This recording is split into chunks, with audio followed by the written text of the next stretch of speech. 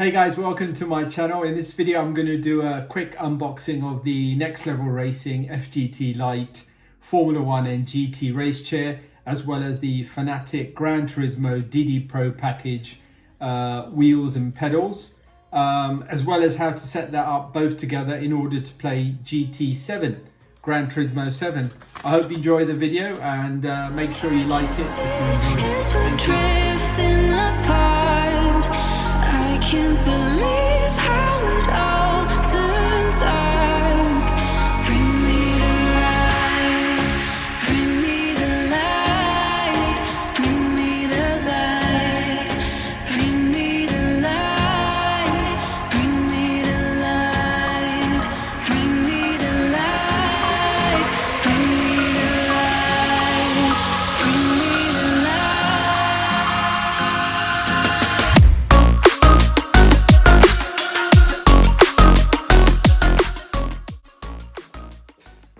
Okay guys, I'm going to show you how I connect the Next Level Racing GT Lite and the DD Pro to my Gran Turismo 7 on the PlayStation 5. So this goes down, pushes in there, get the power supply, plug that in, connect that to the PlayStation, the USB port. And then unclip, lift up the steering wheel, put it back in place, clip it in, let's power the wheel on, give it a second, it's just doing its adjustments. Couple of tips for when you want to have quite a firm solid seat so you don't get any kind of too much movement. The strap they give you with the seat, they basically say wrap it around the front part and then the bottom leg and then just tighten that. It just gives that extra hold onto the seat. Really pull tight. Put the Velcro back on. There, so that's quite a nice firm hold, and then this bit, because it's holding on to the front leg and then the front bar, it just stiffens the whole seat so that when you're driving there's not as much movement as you would get if you had this off and this loose. Literally adjusting it with these little switches, you just open it. If you wanted to move your headrest a bit forwards, you do that. I'll put it back, I like it here, and then just bang, it's done. Same with the leg.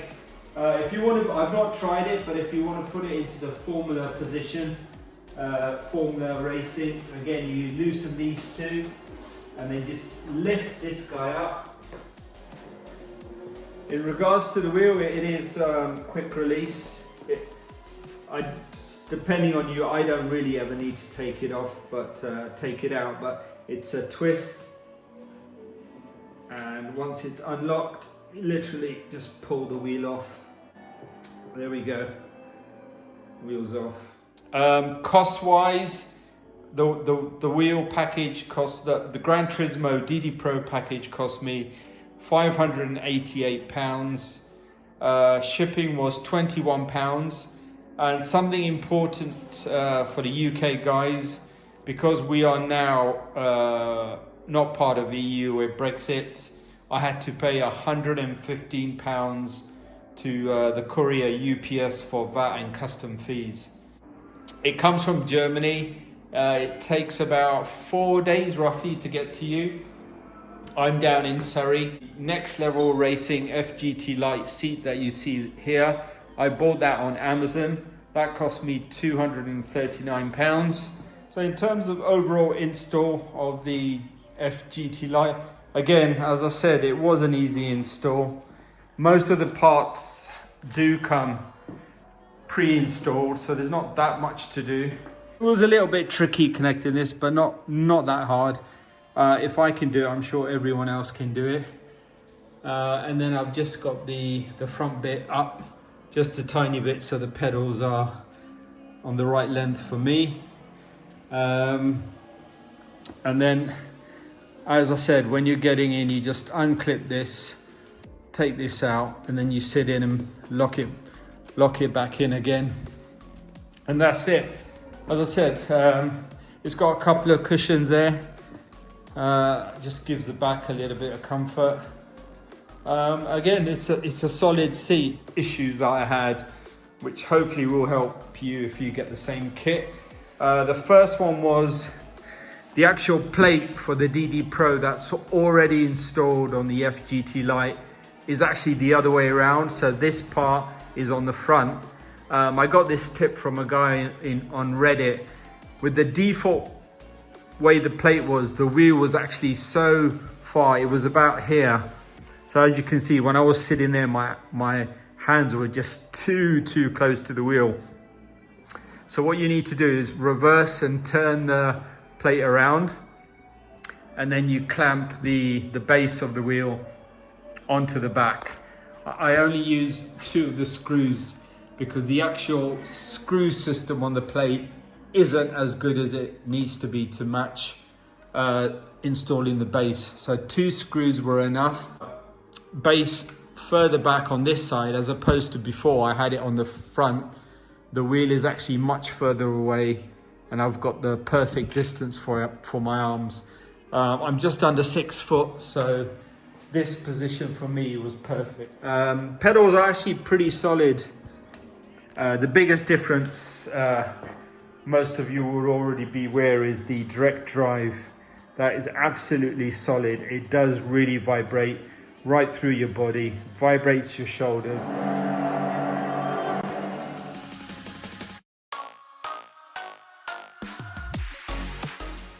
Unclip it here, lift, get in, bang it in there, and then place the clip back on. One thing you don't want to do is loosen the side parts. If you loosen these, the whole front bit will drop and this will all fall on you. So do not loosen and try and adjust the seat while you're sitting. Okay, you set it in PC mode, connect it to your laptop or desktop with a USB cable, and then you must update the driver. As it comes, it's got an out-of-date driver, so you have to connect it to your computer and update the driver. Very straightforward. It's literally go to their web page, drivers and support, get the DD Pro model. It's just one file. You download it, double click, does a whole auto install, all through a menu driven process. Okay, so I'm in the chair, PlayStation button, assign it to myself. Right, another tip, this cable. It would be good if they had better cable management, but I'm okay with just moving it and putting it around the actual front part of the chair, so it's out the way. The other 2 cables, I've used a strap and some plastic wiring to just strap it around there, so it's completely out of the way. Let's go and have another race. Start. Let's do the same one again. You can see here I've got the speed. I said the force feedback is amazing. I'll go to settings, controller, and let's go to force feedback. Let's go all the way to 10. Right. So now I'm actually racing with a full highest level on force feedback. Really feel that on the corner. Woo! Jesus. I'm going to actually force myself to come off the track to feel the full 10 force feedback. Let's see how it goes. I'll crash. Oh yeah, that's quite stiff. Woo! Absolutely amazing. I can certainly guarantee and say that direct drive absolutely kills belt driven. My screen actually, it's LG 65-inch C1. I think this TV is about 2 years old. Again, the wheels absolutely brilliant.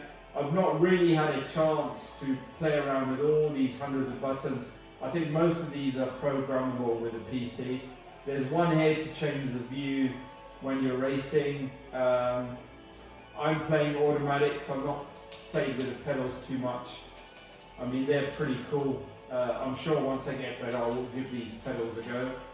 You've got the R2, L2, L3 and R2 buttons there.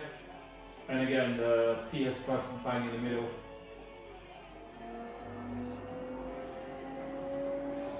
And as soon as you've done one lap, then you have your ghost car that you follow. And there we go. I lost it again. There you go. So that was my first attempt, the ghost car there. It's actually really impressive because when you're concentrating, you can get some good times by trying to beat that ghost car. You know, at the end, you can watch yourself and actually embarrass yourself and look at how rubbish you were. If you're like me, you're not very good at racing.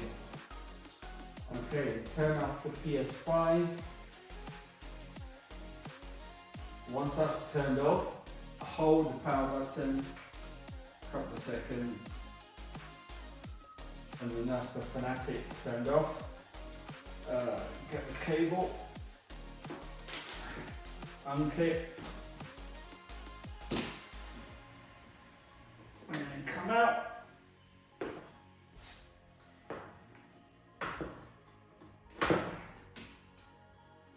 Clip it back in. I'm going to put the lights back on to show you how I pack this all up and I put it on the side.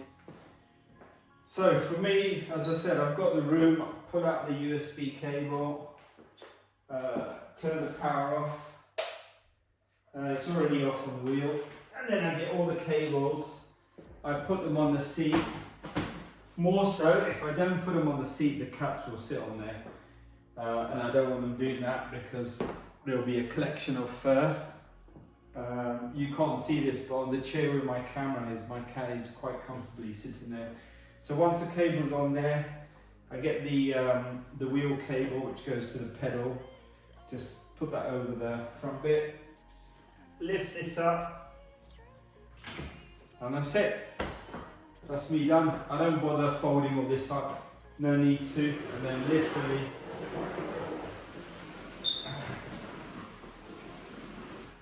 and there we go.